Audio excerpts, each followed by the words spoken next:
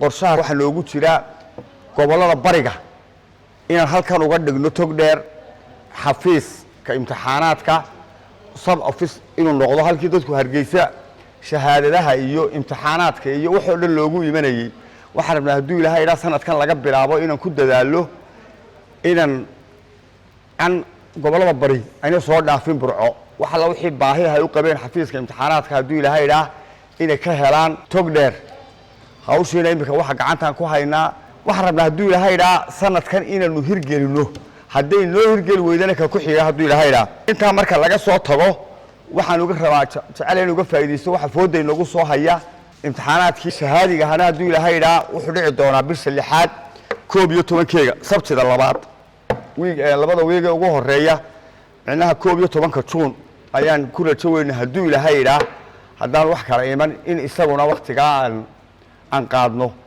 waxaan markaa jecelahay inaan uga yar faa'iideysto horta waxaad ogaataan inteena maanta halka fadhida ayaa waxbarashada ka masuula iyo masuuliyiinta inaga maqan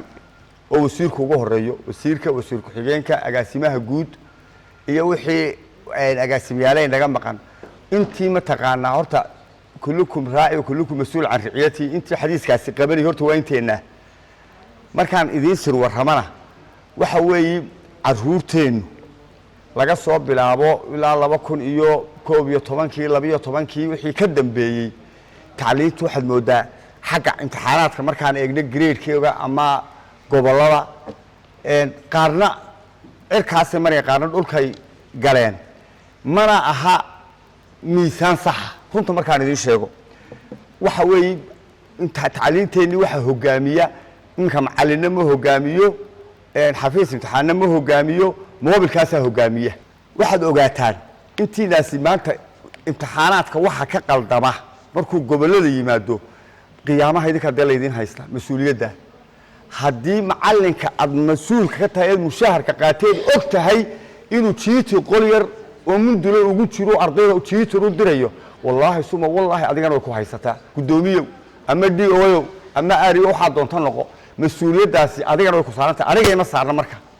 because annagu intaanu imtixaanka hayno waanu xafidnaa isagoo xafidan buu naga soo baxa mar alla markuu gobolada yimaado ayaa bahalka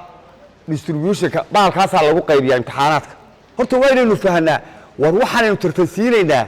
meeshan dagaal ma yaalo waa caruurteeni waxaanu rabnaa inaynu ogaano war wixii ay noo soo dhigayna caruurteena ee macallin ku daashay ee maamulo ku daashay oo gudoomiye ku daashay ayaynu hubinaynaa caruurteena intay ka fahmeen waxaan rabnaa markaynu ogaanay inay wax fahmeen hadhow mustaqbalka dalka inteena dad wada tagayna nin waliba maalin buu tagayaa dadka waxaynu u barbaarinayna qof wax yaqaanayna dalka kaga tagnaan rabnaa mushkiladu waxba tari mayso faan saacada